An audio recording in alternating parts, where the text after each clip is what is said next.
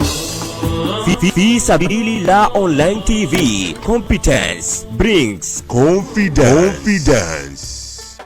Assalamu alaikum wa rahmatullahi wa barakatuh. Ndugu zanguni na vipenzi wa chaneli yetu, tupo katika mwendelezo wa darsa zetu, na leo tutaingia katika darsa yetu inayozungumzia aina za uchawi,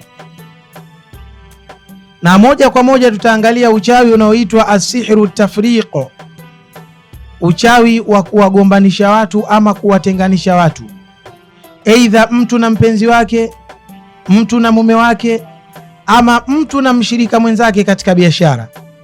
Lakini si hao tu, aidha mtu na rafiki yake ambaye wameshibana katika mambo mbalimbali ya kimaendeleo, uchawi huu wakapigwa nao na ukaweza kuwasambaratisha. Sasa ni zipi dalili zake, na tutaona ni zipi njia za kutumia ili kujiadhari na uchawi hatari kama huu wa asihru tafriq.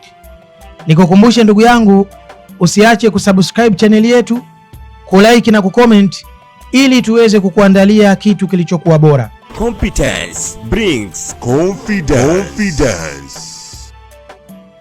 Moja kwa moja tutamwangalia mwanawachuoni Sahibul Kitabi al-Badil al-Islami alipotueleza madhara ya uchawi kama huu. Na dalili ya kwanza ya kujua mtu amekumbwa na uchawi kama huu, tunasema ni suu dhanni wa suu tafahumi, ni mtu kuwa na dhana mbaya na maelewano ya kufahamiana vibaya na ndugu yake ama mpenzi wake. Mtu anayepigwa na uchawi kama huu anapatwa moja kwa moja na tatizo kama hili. Na huu uchawi wa asihru tafriq, hiyo ni dalili yake namba moja. Njia ya pili ya kujigundua una uchawi wa asihru tafriq ni ifaratu wal adawati wal baghdai badala al mahabbati wal wifaq, ni mtu kutengeneza uadui na chuki za wazi badala ya kuwepo na muafaka ama makubaliano. Kwa maana mnapoanza kuzungumza, ghafla tu inamjia mmoja wenu hali ya kutaka kumvaa mwenzake kwa magomvi, kwa sababu tayari mmeshasibiwa na uchawi wa asihru tafriq. Na huyu mtu ambaye anakuwa ametengeneza uchawi wa namna hii anakuwa amewafanyia kitu ambacho ni hatari mno katika afya na maisha yenu, kwa sababu tunasema uchawi wa namna hii muqayyadatun bi awamiri sairi, unakuwa unamuingia mtu kwa namna anavyotaka yule ambaye ametengeneza uchawi wa namna kama hii ya asihru tafriq.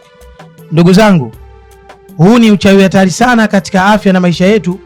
Sasa tumeweza kukupa dalili chache ambazo kama utajikuta unazo, haraka sana wahitajiwa ufanyiwe matibabu, upate ilaji.